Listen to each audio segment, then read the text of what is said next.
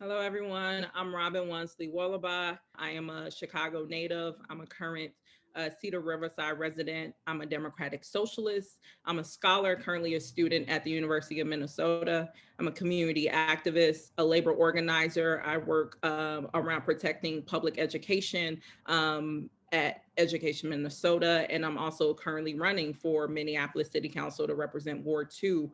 And this question around passion, my passion is directly linked to transformative or transforming justice. I grew up in Chicago, one of the most racially segregated cities in the country.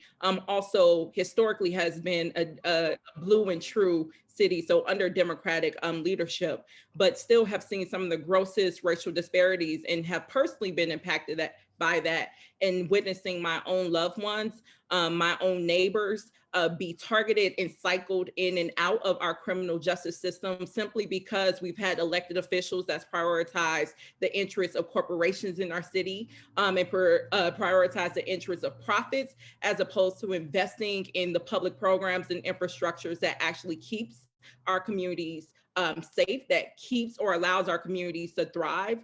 As a result, when you deprive people of their ability to take care of their livelihoods and that of their loved ones, they're forced to choose other ways of making that happen. And unfortunately, that resulted in my family spending many of our years supporting incarcerated loved ones and also funneling our limited resources as working class and poor Black folks into that very criminal justice system.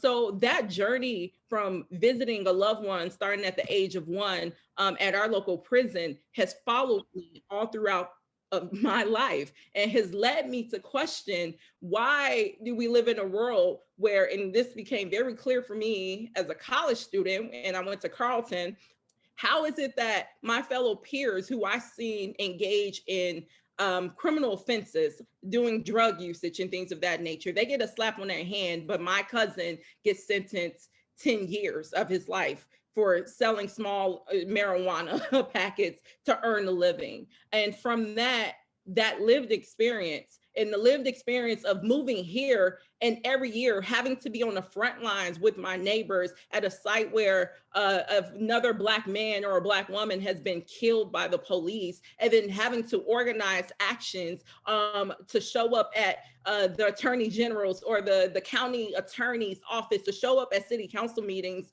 to show up at the mayor's house and ask, why are we allowing a criminal justice system? Why are we protecting a criminal justice system that only promotes violence for Black and Brown communities, that only promotes a trajectory of incarceration for Black and Brown individuals and Indigenous individuals and children?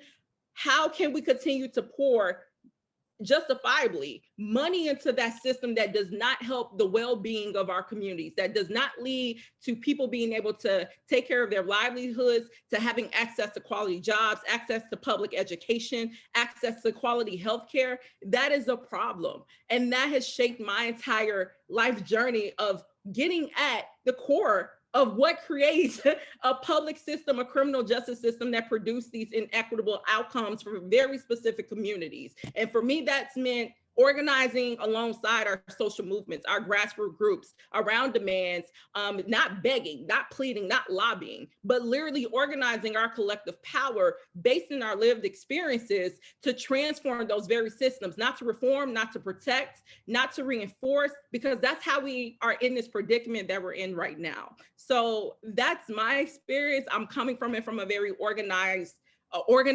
background, and just being tired of having to be on the front lines time and time again because we have failed to check or transform a system that we know is corrupt and racist and violent.